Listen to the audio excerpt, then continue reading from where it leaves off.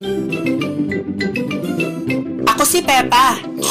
Ang kapatid kong bida-bida, ang nanay kong chismosa, at ang lasinggero kong ama.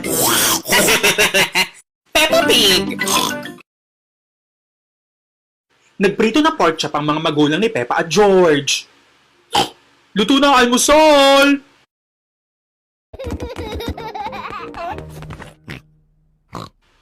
May polka dot sa mukha si Peppa. Inay, ang sama ng pakiramdam ko. Ay, Peppa, Mukhang mamamatay ka na. gago ka, mami. Tawagan natin ang panot na oso.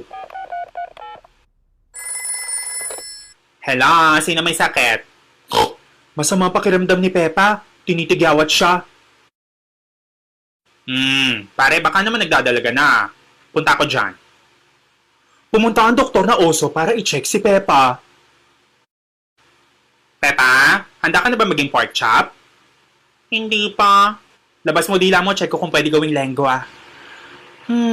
Di pa tatanggapin sa palengke, kumpare. Intay pa kayo ng 45 days. Gagawin akong lechon? Oo, Peppa. Dadaling ka sa Cebu para gawing lechon gamit itong secret ingredient.